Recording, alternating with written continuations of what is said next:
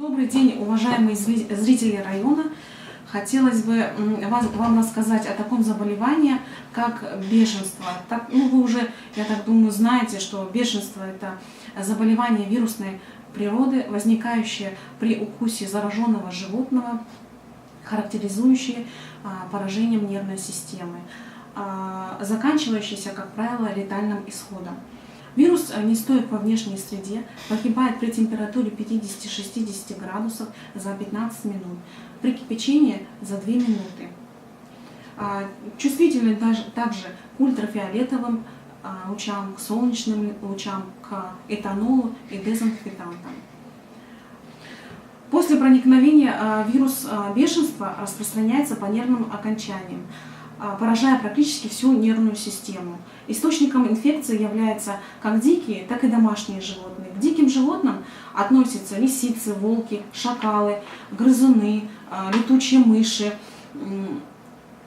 Также к домашним животным относятся кошки, собаки, мелкий, крупный рогатый скот, лошади, свиньи. Однако наибольшую опасность для человека представляют лисы и бездомные собаки, особенно в весенне-летний период. Заразными считаются животные за 3-10 дней до появления признаков болезни и далее в течение всего периода заболевания. Часто больных бешенством можно отличить по обильному слезо- и слюнотечению, также при наблюдении признаков водобоязни. Заражение человека происходит при укусе бешеным животным, а также при попадании слюны на поврежденную кожу, слизистую оболочку. Инкубационный период от укуса до начала заболевания в среднем составляет от 30 до 50 дней, хотя может длиться от 10 до 90 дней. В крайних, в редких случаях тоже может быть до года. Причем, чем дальше место укуса от головы, тем больше инкубационный период. Особую опасность представляют собой укусы в голову, руки и также укусы ребенка. Заболевание начинается как с общего недомогания, это головной боли, также небольшого повышения температуры, сухости во рту, снижение аппетита, сухого кашля, может быть тошнота также и рвота. На месте укуса появляется неприятное ощущение, жжение, покраснение, тянущие боли, зуд. Больной, как обычно, в этом периоде замкнут, подавлен, отказывается от еды. У него возникает необъяснимый страх, тоска, тревога, депрессия. Но через 1-3 дня у больного бешенством наступает стадия возбуждения. Появляется беспокойство, тревога. Для этих стадий характерны приступы водобоязни. При попытке питья, а вскоре даже при виде звука льющей воды. Появляется чувство ужаса, спазмы мышц глотки и гортани. Дыхание становится шумным, сопровождается болью и судорогами.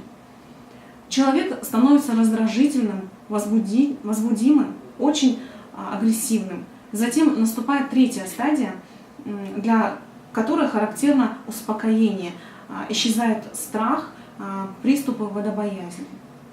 Но вскоре после повышается температура тела свыше 40-42 градусов, наступает паралич конечностей и черепных нервов, нарушается сознание, судороги. Смерть наступает от паралича дыхания, также от остановки сердца. Таким образом, продолжительность заболевания редко превышает неделю. Таким образом, продолжительность заболевания превышает неделю. Методов лечения как таковых от бешенства нет. Если болезнь уже в первой стадии иного исхода, чем летальной, скорее всего, не будет. Однако есть способ предотвратить болезнь, убив его в зародыше. Это метод специфической профилактики, введение специфической вакцины против бешенства. Наилучшая специфическая профилактика – это введение специфического иммуноглобулина. или активная иммунизация, вакцинация. Вакцину вводят внутримышечно по 1 мл 6 раз в день. В день инфицирования на 3-й, 7-й, 14-й, 30-й день и 90-й день. Терапия может быть прекращена, если выяснено, что животное остается здоровым в течение 10 дней после укуса. Что делать, если вас укусили?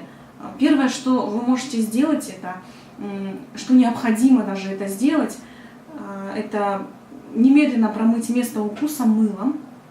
Мыть надо довольно интенсивно, в течение 10 минут. Если глубокие раны, рекомендуется промывать струей мыльной воды. После этого нужно сразу обратиться в ближайший травмпункт. Ведь успех вакцины профилактики бешенства сильно зависит от того, насколько вы быстро обратились за помощью к врачу. Уважаемые зрители, не болейте, вовремя обращайтесь. Спасибо за внимание.